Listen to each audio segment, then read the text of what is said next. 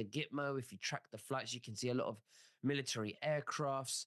So could it mean that they're being arrested and they're being asked to give up their assets and to sell them because they're being confiscated? What do you think about that? Well, I think that's it's plausible, it's believable, it's certainly possible. So if we take the premises that, let's say Oprah Winfrey, for example, if she's been arrested, charged, detained, and possibly even sentenced, all her assets that she owns have been quietly sold off to redistribute her ill-gotten wealth. I mean, it's a very nice thought. I don't not believe it, but I don't have enough evidence to believe it. But I think it's a very, very pleasant and warming, cuddly sit by the fire feeling, thinking all of these bastards are finally paying the price for what they've been doing. But I'm going to play a video, Nick, where there's an English guy I haven't actually seen before, but his research is very good. So I won't play all of it, but I'll play 2 or 3 minutes. So it'll explain to the audience what the basis of this intel is and where it's coming from. Yeah? Absolutely. So let me see what I did with it now. I'm going to have to go back. You caught me off guard there. I forgot to.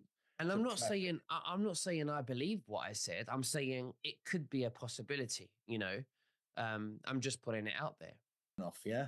Mm-hmm. Oh, that's the wrong one. Let's go back in again. Why does it always do that on me? It's there. Is that right? Yeah, there we go. Okay, I'm going to play it and I'm going to put myself on mute for a little bit. Here we go. I'm going to go through this one by one. Oprah Winfrey's house in California, on sale for $100 million. Shamar Moore, house for sale, $5.8 million. Jay-Z and Beyonce's home is on the market for $300 million. Mila Kunis, she's the actor, $30 million. Russell Wilson, $25 million. J-Lo, Ben Affleck, their home is on the market for $60 million. Kelly Rowland's home is on the market for $4.5 million. John Legend, his mansion is on the market for $17.5 million. Ricky and Kathy Hilton, $15 million. This goes on and on and on and on.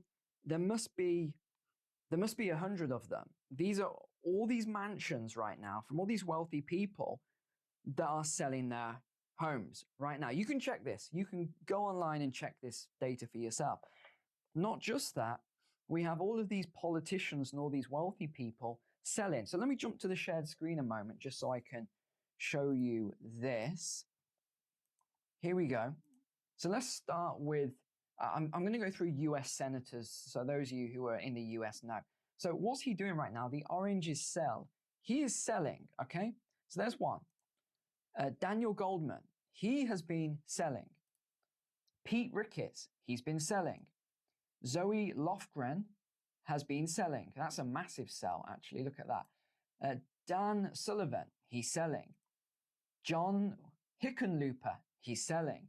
Lois Frankel, talk about a sell. I mean, she hasn't sold so much in a decade right now. Michael Burgess, he's selling. John Curtis, he's selling. Scott Franklin also has been selling. This is absolutely crazy. So I started then looking at this and saying, this is very unusual. Come on, Neil, brain work. What's the pattern here? Find the pattern. What are we seeing? And I'm going to start grasping at a lot of straws here as to what I'm seeing, because there's a lot of very unusual things. But there's a number of patterns. Number one, the billionaires are selling.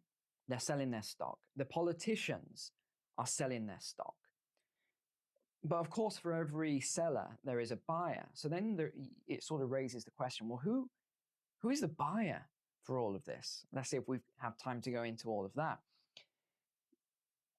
But it's the usual suspects, some of the biggest corporations on the planet, but also